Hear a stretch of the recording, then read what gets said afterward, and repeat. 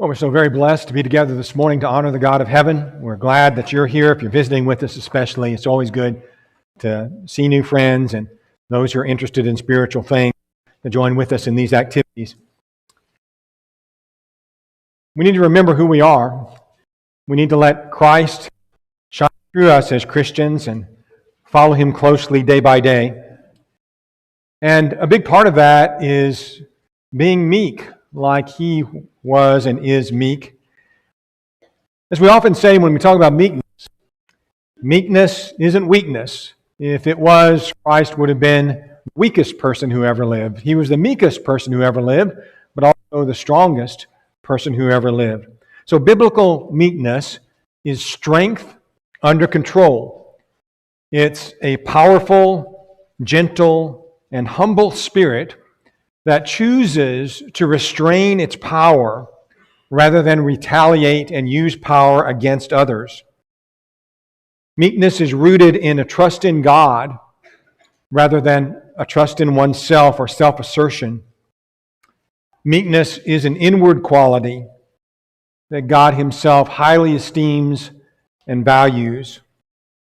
So in 1 Peter chapter 3 and verse 4, as Peter's talking about how followers of Christ, especially who are women, should adorn themselves, he said the adornment should be the hidden person of the heart with the incorruptible beauty of a meek and quiet spirit, which is very precious in the sight of God.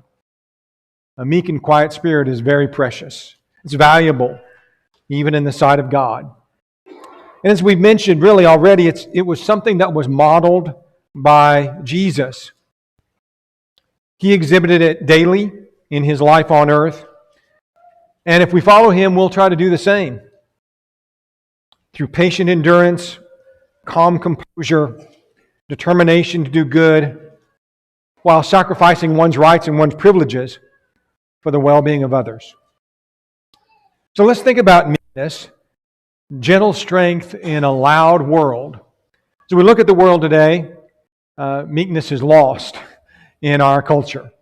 Most folks don't have any concept, really, I think, of what it is, how it's valuable, and how it should be valued. But Christians need to be different and live meek lives, even in a world that's often coarse, loud, and overbearing. We are to be different as Jesus was. So Jesus is meek. It's what makes Him so strong. In Matthew chapter 21 and verse 5, Jesus is coming to be king. He is about to enter into Jerusalem as sort of a coronation ceremony for the coming king. Matthew 21 and verse 5, tell the daughter of Zion, behold, your king is coming to you lowly, or meek, as the King James Version says, sitting on a donkey, a colt, the foal of a donkey. So when Jesus came to be recognized as king, He came in meekness.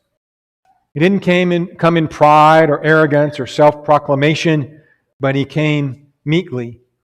Jesus didn't ascend to the throne of David out of His own desire for personal glory.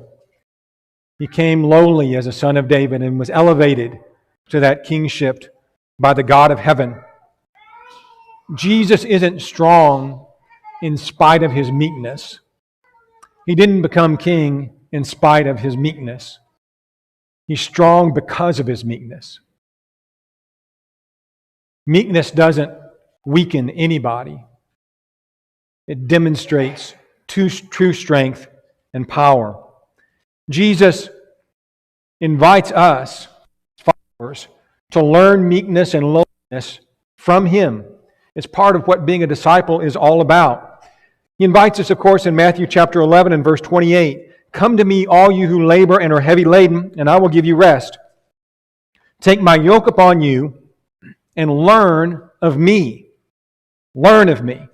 Learn about me, but learn how to live through me. Learn of me. That's what a real disciple does. He learns from his master. And he goes on to say, for I am gentle and lowly in heart. The King James Version there says, I am meek and lowly in heart, and you shall find rest to your souls. He invites us to learn of Him, and the first thing He says about Himself is, I am meek. He wants to show us what meekness is all about. The meekness of Christ is emulated, copied by His followers. It's copied in a lot of different ways.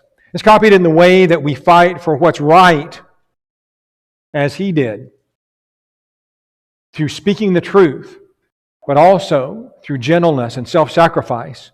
When Paul was trying to correct the Corinthians, and there was a lot of correcting to be done, he sort of restrained himself a number of times, if you read 1st and 2nd Corinthians, from being as harsh as he otherwise might have been and could have been, and had the authority to be as an apostle. But he didn't use that apostolic authority to be harsh and overbearing. Rather, he says to the Corinthians in 2 Corinthians chapter 10 and verse 1, Now I, Paul, myself, am pleading with you by the meekness and gentleness of Christ. Pleading with you by the meekness and gentleness of Christ. It's how He dealt with people as He tried to correct them. When we think about what wise leadership is, whether we're looking at the leadership of a political figure or a boss at work, or maybe we ourselves are a boss, an elder in the church, a husband in the home, parents, moms and dads in the home, all of them in leadership positions. We think about teachers and administrators in school. What makes for a great leader? What makes Jesus a great king? Well, we've already answered that. It's His meekness was a big part of what made Him great. And that's true of leadership throughout. In James chapter 3, James says in James 3 and verse 13, he says, Who is wise and understanding among you?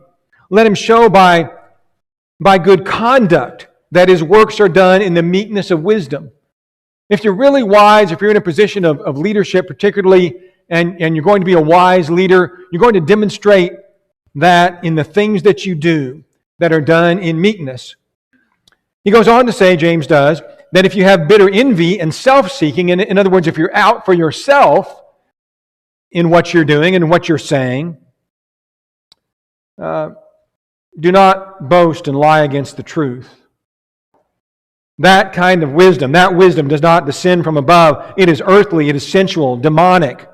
Where envy and self-seeking exist, there's confusion in every evil thing.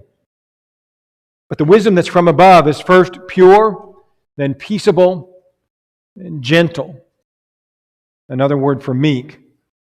Willing to yield, full of mercy and good fruits.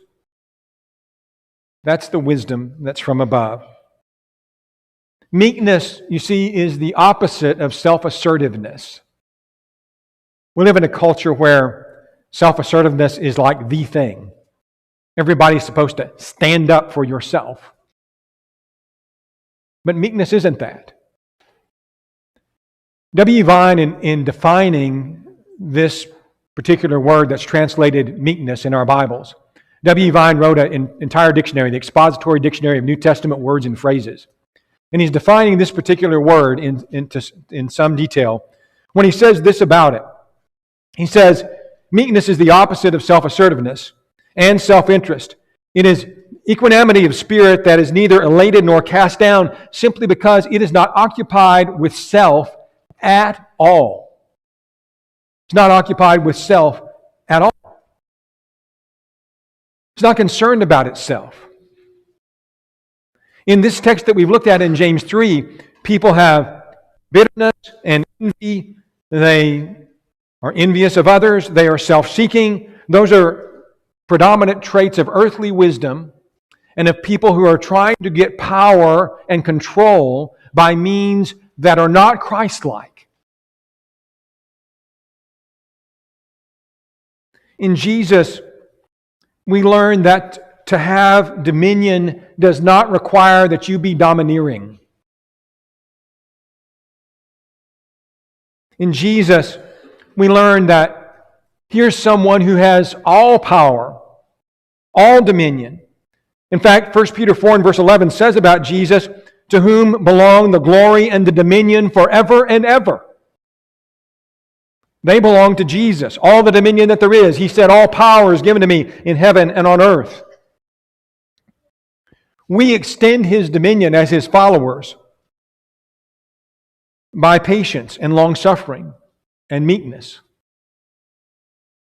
In Colossians 1 and verse 11, Paul wishes for the Colossians and prays that they be strengthened with all might according to His glorious power. The word there is the same as dominion.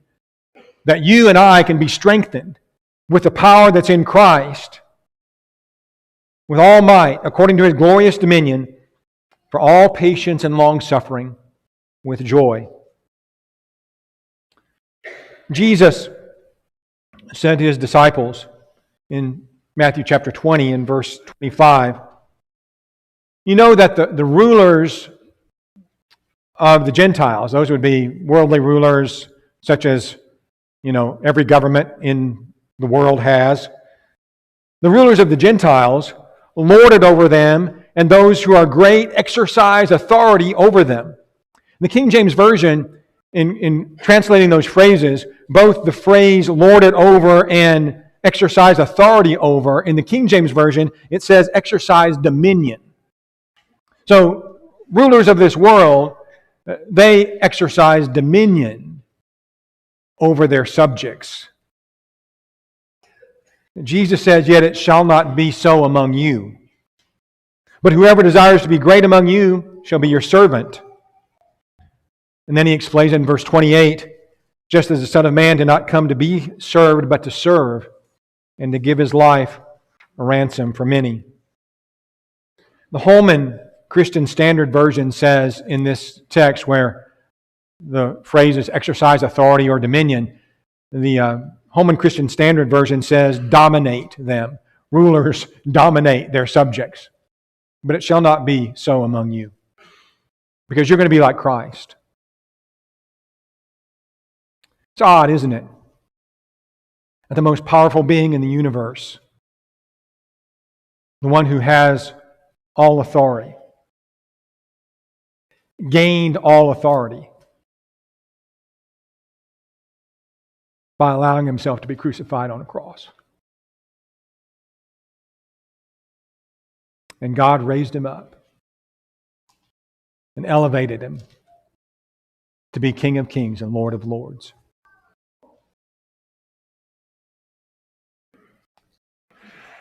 Meekness for a Christian is following Christ. It's operating in this world, in a world that, frankly, in a way that the world doesn't understand. But that you and I must understand. Meekness is to be exhibited by followers of Christ in everyday life. It's as though it's clothing that we wear. In fact, that's exactly how the Apostle Paul talks about it in Colossians 3. So everywhere you go, your clothes go, right? People look at you, and maybe a big impression that they get about you, when they think about you, they look at you and they see your clothing, and that's part of who you are to them. And so it is with us. Paul says in Colossians 3 and verse 12, as the elect of God, holy and beloved, put on tender mercies, kindness, humility, meekness. Put it on. Bearing with one another, forgiving one another if anyone has a complaint against another. Even as Christ forgave you, so you must do. So here are the things that we bear with us. Every day of our lives, all of the time. We put it on. We walk in the way of meekness. It's the style of life that we have. Ephesians 4, 1 and 2, Paul says, I therefore, the prisoner of the Lord, beseech you to walk worthy of the calling with which you are called, with all lowliness and gentleness. One translation says meekness. With long suffering, bearing with one another in love. Meekness will mean that we let go of our rights, our privileges at times.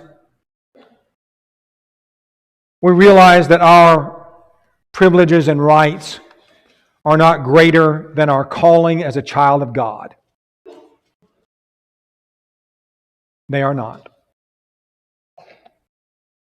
So we think we're due something from somebody. Respect, compliance, whatever it might be. But meekness doesn't demand its rights to get that thing. And I just tell you, again, that's not how the world operates. But it's how Christians are too.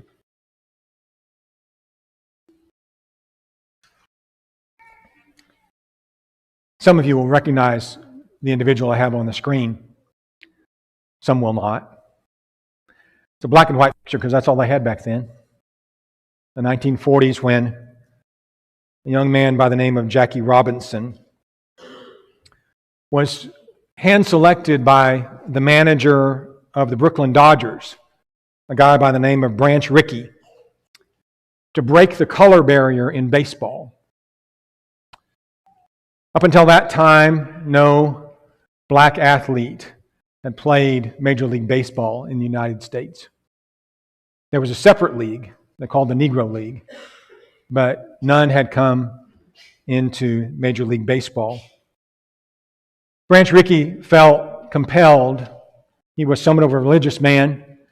He one time said, I don't want to stand before God and be asked, how come I didn't have a black man on my team, and have to answer, well, because of the color of his skin. So he said, I don't think I could answer that. So he decided he was going to be the one to bring in a man of color to play baseball. And so he called Jackie Robinson and interviewed him, explained to Jackie what he wanted, how he was going to have to play baseball but suffer an awful lot of abuse. People would say bad things about him and his family, and he would be truly persecuted, if not physically harmed. And he described to him the horrible things that he would experience. And he told him, you cannot retaliate. You cannot get back at anybody. You can't stand up for your rights. And as the story goes, as Robinson heard all of that, the account of it says, he licked his lips and swallowed hard and said, Mr. Rickey, do you want a Negro who's afraid to fight back? And Rickey replied, no. I want a ball player with guts enough not to fight back. True strength was needed to withstand hatred for a greater cause. Robinson responded, give me a uniform with a number on the back and I'll give you guts. And he did. As Rickey tried to convince him to do what it was he was asking him to do, this is a big part of the whole story. He got the Bible out that was on his desk and read to him what Jesus said in Matthew 5 and verse 39. Whoever slaps you on your right cheek, turn to him the other also. And that's what he did. Day after day after day for years, playing Major League Baseball. Wound up, although he had to endure unspeakable abuse both on and off the field, along with his wife. Wound up, of course, he became an outstanding baseball player. He was in 6 World Series. He was the 1949 National League Player, Most Valuable Player. Later inducted in the Baseball Hall of Fame. Today, his number 42, is the only number that's never worn by anybody else on any team, except for one day, April 15th, when everybody on every team wears number 42.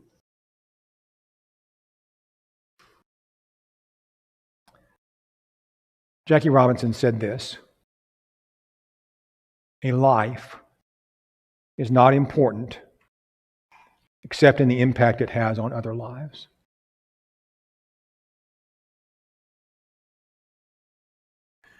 you getting what you want, what you think you deserve, what's coming to you, your little bit of justice, your rights, doesn't mean anything.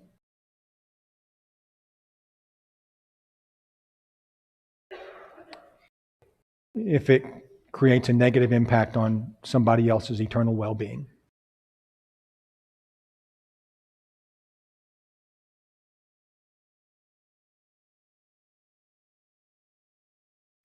The daily life of the meek. In conflict, we turn the other cheek. In correction, we show kindness when correcting and humility when being corrected. We concern ourselves with having a positive impact on the life of every person we meet. The person in the grocery store, the person at the drive-thru, the person that's in our class at school, the person that's teaching the class at school. Every last person, our children, our parents, every person that we interact with, they're going to have a positive influence from the way we interact with them. It's not about making sure we get our way. It's not about making sure we get what we wanted.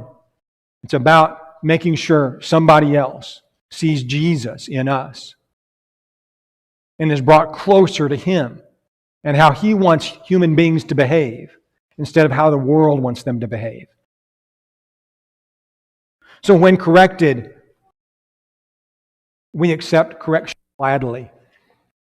I'm reminded of what the psalmist said in Psalm 141 and verse 5. Let the righteous strike me, and it shall be a kindness.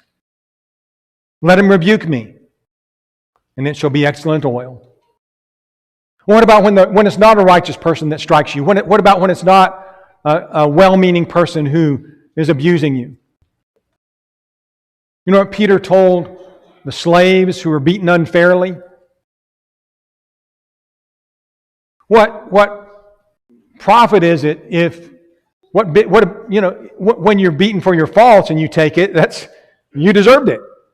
But when you're beaten and you didn't deserve it, and you take that, then what? Then you're Christ-like, because Christ also suffered for us, leaving us an example that we should follow in His steps. That example of suffering when you don't deserve it, that's the example of Christ. That's meekness.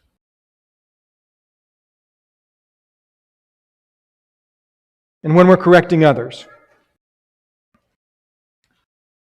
and all of us need correcting, but a servant of the Lord must not quarrel, but be gentle to all, able to teach, patient, in humility, correcting those who are in opposition. 2 Timothy 2:24 says. In Galatians chapter 6 and verse 1, brethren, if a man is overtaken in any trespass, you who are spiritual, restore such a one in a spirit of gentleness. Some translations say meekness there. Restore such a one in a spirit of meekness, considering yourself, lest you also be tempted. So whether I'm correcting someone or being corrected, it calls for meekness. When I'm asked to trust God instead of my own way, when I'm asked to do that which I wouldn't otherwise do were I not told to do it,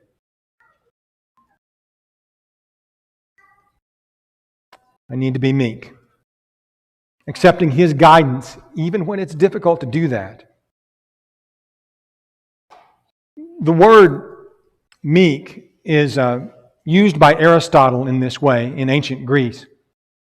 He talked about a stallion, a mighty animal, that was nonetheless trained and under the hand of its master, would do anything the master asked it to do. Whether the master was riding it or just speaking to it. This stallion was, the word Aristotle used to describe it was meek. Strength under control. Power, but acting under the master's hand. God says to us in Psalm 25 and verse 9 that the meek He will guide in judgment. The meek He will guide in judgment. The reason He won't guide others in judgment is because they won't be guided by God. They don't accept guidance. But the meek, God will guide in judgment. In Psalm 32 and verse 8, He says, I will instruct you and teach you in the way that you should go. I will guide you with my eye. Do not be like the horse or the mule that have no understanding, which must be harnessed with bit and bridle, else they will not come near you. Don't be a mule. Allow God to just look the way, and you'll go where He wants you to go. So because of meekness, we accept sometimes uncomfortable circumstances, like a difficult job or a loss of some kind, with peace, because we trust God's timing. We trust God's dealings with us as always being good, even if we don't see the end of it, even if we don't know how it's going to turn out good. I don't know how a cancer diagnosis could turn out as good, but it did. And sometimes it does for others. I didn't see that then. All of us have bad things happen to us, some of which we deserve, a few we don't. But God sees it all the way through. He knows the end that He's seeking to achieve in our lives, and it is our obligation to trust Him. He will keep in perfect peace those who trust Him.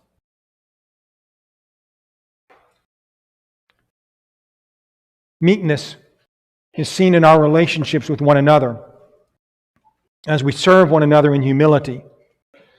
Meekness moves us away from comparing our position or ourselves with others, with lording over others, requiring ourselves to be the center of attention. Meekness is a teachable spirit, and it desires to serve. In Philippians chapter 2 and verse 3, Paul makes this, challenge to us to follow the example of Christ when it comes to love and self-sacrifice and meekness. He says, Philippians 2 and verse 3, tells us, first of all, to have this mind in you, which was also in Christ Jesus. He says, do nothing from selfish ambition or conceit, but in humility count others more significant than yourselves. That's the ESV. Count others as more significant than yourselves. When Jesus comes to the night on which He was betrayed, His last hours with His disciples before He's crucified, what does He want them to know?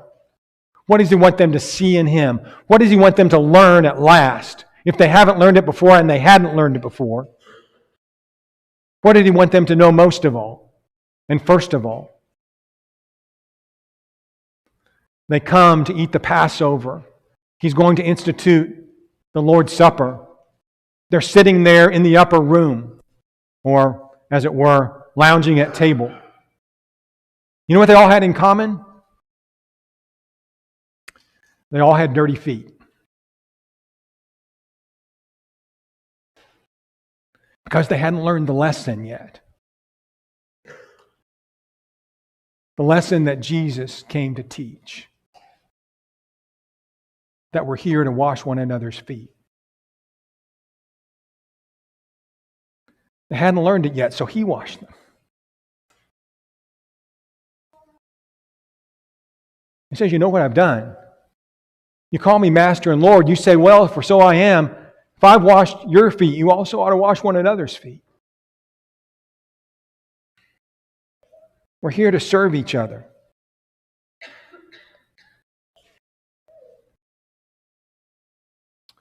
Lastly, the daily life of the meek is seen in our conversations, in the way we speak to one another. Meekness is displayed in a quiet and gentle spirit. The world can be loud and overbearing and abusive. We see it all the time in virtually every aspect of life. But it must not be so in Christ. We already noticed in James chapter 3 The wisdom that is from above is peaceable, gentle, open to reason, the ESV says, full of mercy. Full of mercy. Titus 3 and verse 2, Paul tells Titus to teach people, to speak evil of no one. Speak evil of no one. To be peaceable, gentle, showing all humility or meekness, some translations say. Showing all meekness to all men. Not just to the ones that you think deserve it, to your compadres or those who think like you or comply with what you want, but showing meekness to all men.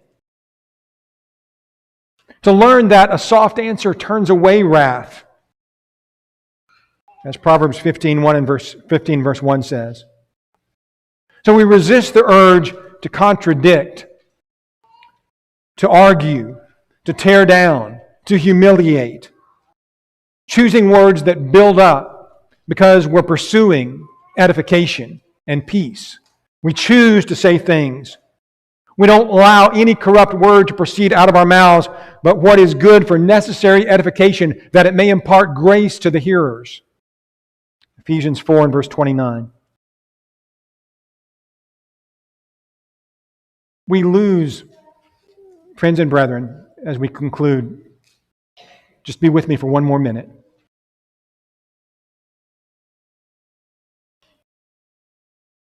We lose the power of our testimony in Christ when we fail to be meek.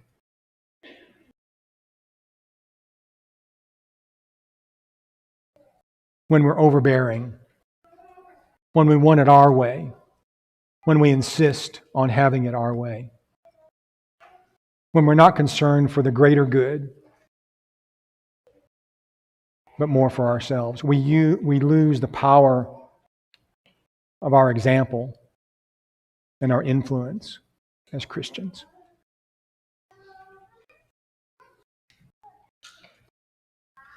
The most powerful man who ever lived said, "Come to me, all you that labor and are heavy laden, and I will give you rest. Take my yoke upon you and learn of me, for I am meek." There's someone here this morning that needs to come to Jesus. He's inviting you to come. He's begging you. He came and died so that you could know Him and be like Him. If you're ready to take that step this morning, we'd ask you to come while we stand and while we sing.